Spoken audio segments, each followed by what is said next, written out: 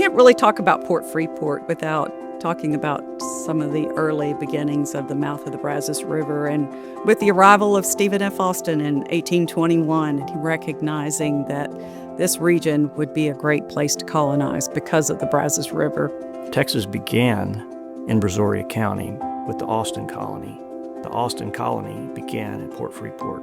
I think if you go back and look in 1925 when the voters approved forming the navigation district and looked at what their first project was, which was diverting the Brazos River and giving Port Freeport the dead-end channel where you don't have the flooding issues that you would have with the Brazos, you don't have the siltation issues, and giving it a good, stable port.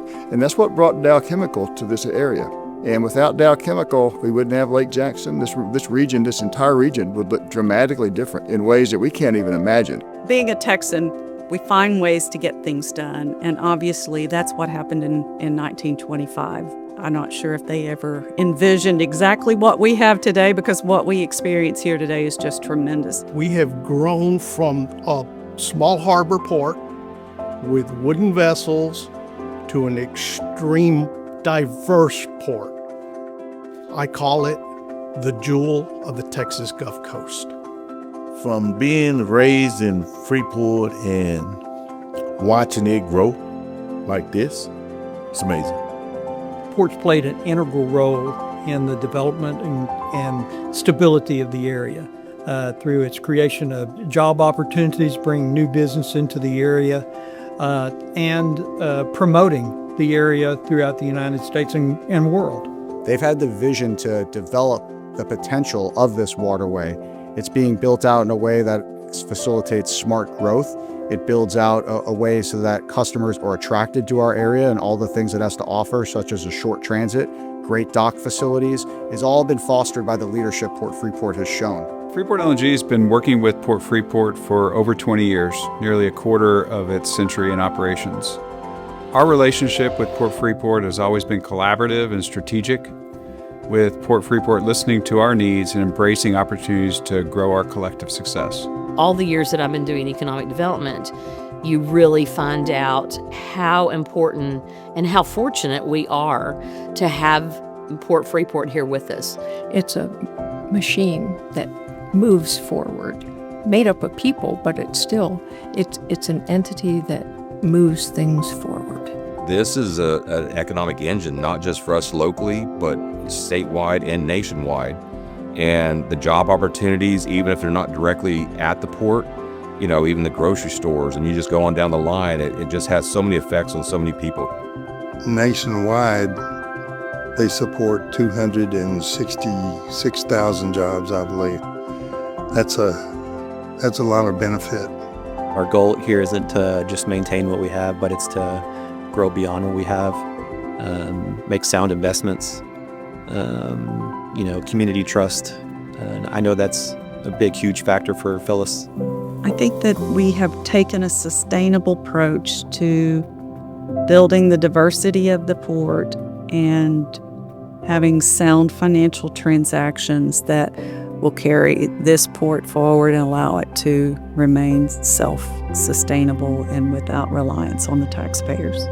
In 2023, we became totally independent of maintenance and operation taxes. And last year, we also became totally independent of INS, or the GEO bond that the people have approved. And that's the thing that personally most satisfying to me was to see us get to that point of self-sufficiency. I've been here 28 years, and it's pretty neat, to be honest with you. I mean, every day's kind of a new day. Working for a port authority is very exciting, kind of managing those challenges. Ultimately, we've got a great team of professionals working here. A lot of people, when they come to work here, whether you're in a union or a non-union or a tenant, it's a small knit group and everybody looks after one another. Everyone has been wonderful, very cooperative, and everyone does their job.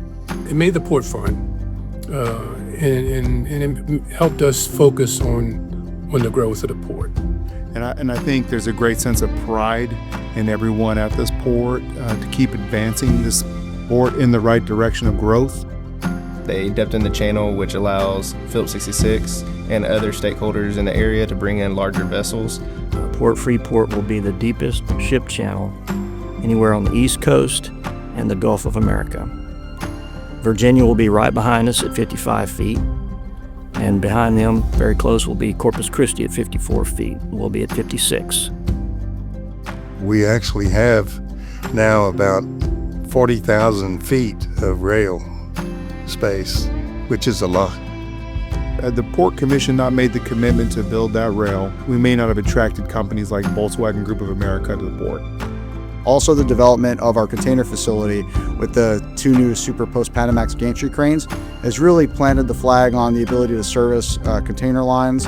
And I continue to be amazed by the development here. Port Freeport continues to push forward. The area's prolonged economic success is a testament to those who 100 years ago envisioned the potential that a port at the mouth of the Brazos River would achieve. It's hard to think 100 years in advance, but we have to. I see Port Freeport being one of the top 10 ports in the nation. We're already approaching that now, but I only see just more growth. The infrastructure that we're building today will be around in 100 years and still functional. Not everyone gets an opportunity to work for an organization that's going to have a legacy, that's going to mean something to future generations. Just understanding that every decision we make, every tenant that we bring in, every piece of infrastructure that we put in has a chance to have that same type of legacy, and it's going to continue building and making an impact. Now, it doesn't belong to the commissioners, doesn't belong to the staff, it belongs to the people. And we're here to serve the people and creating those opportunities for the people of this county. Hopefully we give the next generation a good base, a good foundation for them to build on. There's a new statement on the Port website that says, opportunity accelerated, anchored in service, propelled by people. Without people, we don't have a port. And it doesn't really matter. From our CEO to the gate security, to the truckers, to the seafarers, to the businesses that are in the port, it's all about people, and so that's our legacy. And I'm very sure the port will maintain that culture and continue to grow on and serve the community for what it was created. It's good to be a part of that, and I'm not sure if everybody recognizes how important their role has been in the success of Port Freeport. Working together, which is what Texans do, is something that will need to continue because it takes persistence and vision and all of us working together to continue to compel more economic investment in the area, more jobs and prosperity. I look forward to continuing to be a part of that.